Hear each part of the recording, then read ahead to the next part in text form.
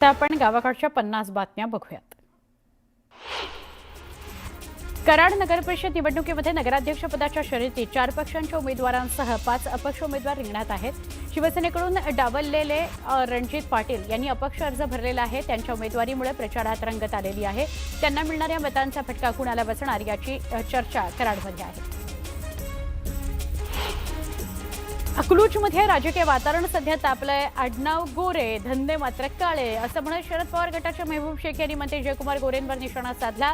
दरम्यान ही नशेत केलेली टीका आहे, नशा उतरली की कळेल असं प्रत्युत्तर जयकुमार गोरेंनी दिलं।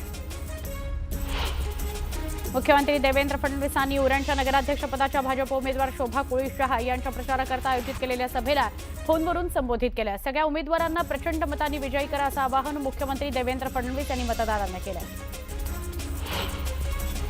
तळेगाव नगर परिषदेच्या नगराध्यक्षपदाच्या निवडणुकीमध्ये शेवटच्या टप्प्यामध्ये चुरस वाढलेली आहे। महायुतीचे उमेदवार संतोष दाभाडे यांच्या समोर अपक्ष उमेदवार किशोर भेगडे यांनी आव्हान उभं केलेलं आहे। प्रभावी प्रचार मोहीम राबवत आघाडी घेतलेली आहे। छत्रपती संभाजीनगर जिल्ह्यातील फुलंब्री नगरपंचायतीची निवडणूक प्रक्रिया लांबणीवर गेलेली आहे। निवडणूक आयोगाच्या सूचनेनुसार 4 डिसेंबरला नव्यानं फुलंब्रीचा निवडणूक कार्यक्रम जाहीर केला जाईल अशी माहिती जिल्हाधिकारी दिलीप स्वामी यांनी दिली।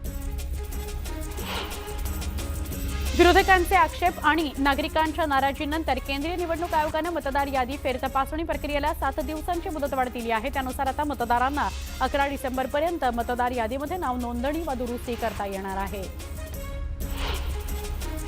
विधानसभेमध्ये जसं बहुमत दिलं तसं स्थानिक स्वराज्य संस्थेत आम्हाला यश मिळेल असा विश्वास उपमुख्यमंत्री एकनाथ शिंदे यांनी व्यक्त केला। कोकण आणि शिवसेनेचं वेगळं नातं आहे। कोकणचा विकास करण्याचा शब्द द्यायला मी आलेलो आहे असं एकनाथ शिंदे म्हणाले। माझ्यासारख्या कार्यकर्त्याला शिंदे साहेबांनी उद्योगमंत्री बनवलं। विरोधकांचे डिपॉझिट घालवून शिवसेनेच्या उमेदवाराला निवडून द्या आणि शिवसेनेला मोठ्या मताधिक्याने विजयी करा असं आवाहन केलं मंत्री उदय सामंत यांनी। काही जण माझ्या समोर गपगुमान बसतात, माझी पाठ फिरली की चक्र फिरवतात, त्यांना वाटतं मला काहीच कळत नाही असं अजित पवार म्हणाले। समोरून विरोध करा, गद्दारी करू नका असं उपमुख्यमंत्री अजित पवारांनी सांगितलं।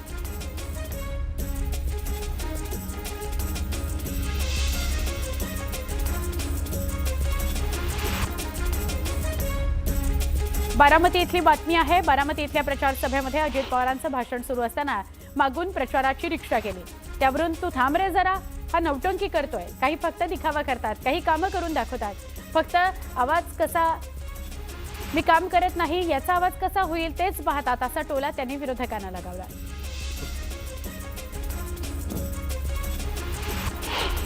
इस्लामपूर शहराचं ईश्वरपूर नाव बदलून मी पहिल्यांदा आलोय याचा मला आनंद आहे असं मुख्यमंत्री देवेंद्र फडणवीस म्हणाले।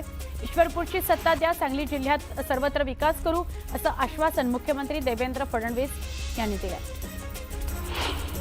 मंत्री छगन भुजबळांनी थेट हॉस्पिटलमधून येवल्याच्या मतदारांशी संवाद साधला। जेवढं प्रेम तुम्ही मला दिलं तेवढंच महायुतीच्या उमेदवारांना द्या असं आवाहन भुजबळांनी केलं।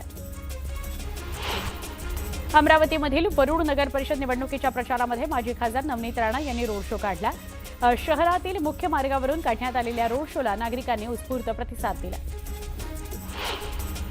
जळगावच्या चोपडा तालुक्यामध्ये माजी आमदार लताताई सोनवणे यांच्या नेतृत्वात प्रचार रॅली काढण्यात आली। चोपड्यातील मतदार नम्रता पाटलांना मतदान करून शिवसेनेचा पॅनल निवडून देतील असा विश्वास अमृता सोनवणे यांनी व्यक्त केला। वाशिम नगर परिषदेची पूर्ण तर रिसोड नगर परिषदेच्या प्रभाग 5 ब आणि 10 अ ची निवडणूक लांबणीवर पडलेली आहे। रिसोड नगर परिषदेच्या प्रभाग 5 ब आणि 9 अ या नगरसेवकांच्या 2 जागांकरता 20 डिसेंबरला निवडणूक होणार आहे। बुलडाणा जिल्ह्यातील देऊळगाव राजा नगरपालिकेची निवडणूक पूर्णपणे रद्द करण्यात आलेली आहे। सोबतच नगरसेवक पदांकरता शेगाव इथं 2, जळगाव 3, जामोद आणि खामगावमध्ये 4 वॉर्डातील निवडणूक प्रक्रिया रद्द करण्यात आलेली आहे, ती पुढे ढकलण्यात आलेली आहे। त्यामुळे आता बुलडाणा जिल्ह्यामध्ये येत्या 2 डिसेंबर रोजी 11 ऐवजी 10 नगरपालिका नगराध्यक्ष पदाकरता मतदान केलं जाणार आहे। जळगाव जिल्ह्यातील पाचोना नगर परिषदेच्या 2 प्रभागांमधील निवडणुका लांबणीवर गेलेल्या आहेत। न्यायालयीन अपील दाखल असल्यानं निवडणूक आयोगाच्या आदेशानं निवडणुका पुढे गेलेल्या आहेत, लांबणीवर टाकलेल्या आहेत अशी माहिती जिल्हा प्रशासनानं दिली। 2014 मध्ये रक्षा खडसेंच्या उमेदवारीचा वाद चांगलाच गाजला। या उमेदवारीचा किस्सा मंत्री पंकजा मुंडेंनी सांगितला। 2019 मध्ये रक्षा खडसेंच्या उमेदवारीबाबत निगेटिव्ह सर्व्हे होता, पण ते मोठ्या मताधिक्याने विजयी झाल्या असं मुंडे म्हणाले। आगामी नगरपरिषद निवडणुकीच्या पार्श्वभूमीवर कायदा आणि सुव्यवस्था अबाधित राहावी म्हणून नशिराबाद पोलीस ठाण्याच्या वतीनं रूट मार्च काढण्यात आला। गावातील मुख्य चौक, बाजारपेठ परिसर आणि संवेदनशील भागामध्ये रूट मार्च काढण्यात आला।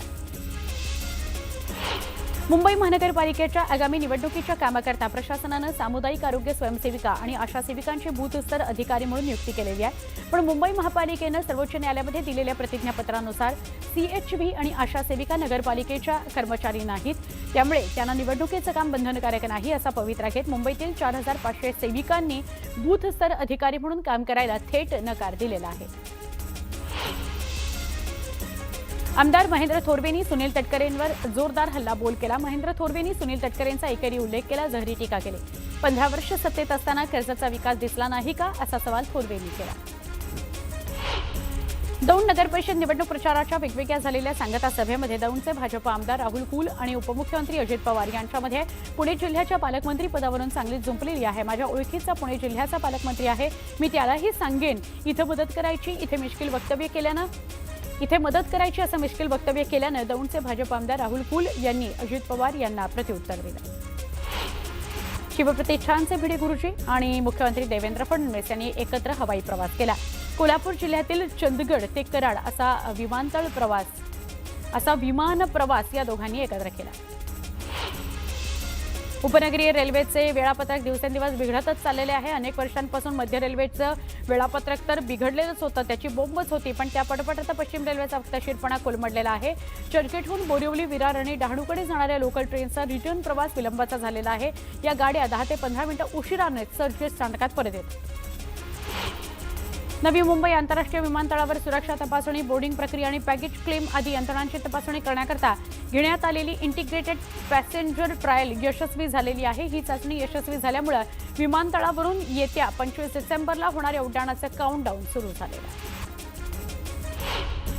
शैक्षणिक वर्ष 2024-25च्या नगरसेवक संचानुसार अतिरिक्त ठरलेल्या शिक्षक आणि शिक्षकेतर कर्मचाऱ्यांचं समायोजन 5 डिसेंबर 2025 पर्यंत करण्यात यावं असे निर्देश शिक्षण मंत्र्यांनी शिक्षण संचालकांना दिले होते, परंतु त्याला शिक्षक आणि मुख्याध्यापकांच्या विविध संघटनांनी जोरदार विरोध केला। या प्रक्रियेला सरकारनं स्थगिती दिली आहे।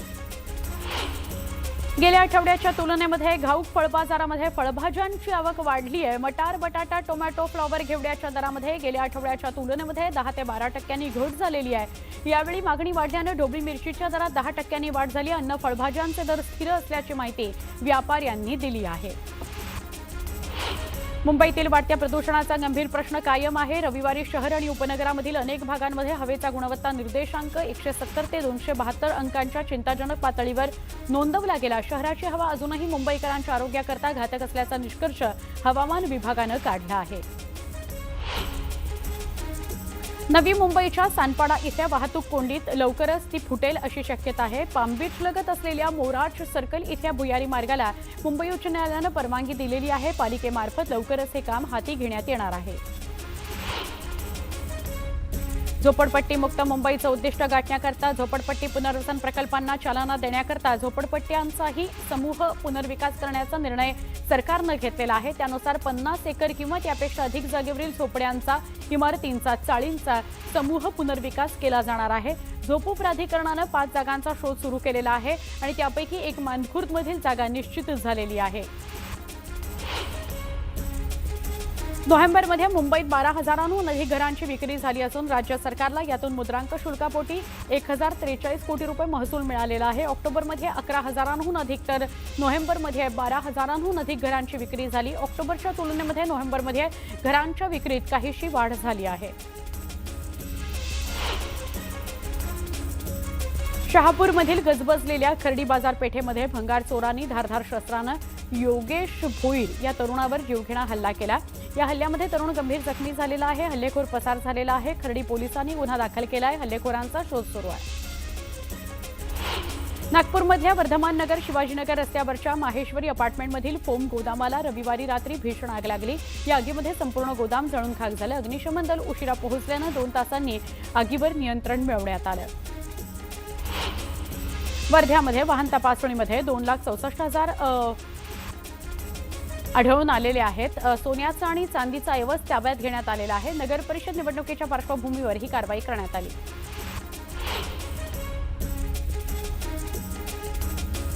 पालघरमध्ये बोईसर तारापूर चिंचणी बायपासवर इनोव्हा कार आणि दुचाकीची जोरदार धडक झाली. भीषण अपघात झाला. या अपघातामध्ये दुचाकीस्वाराचा जागीच मृत्यू झाला. 3 जण गंभीर जखमी झालेले आहेत.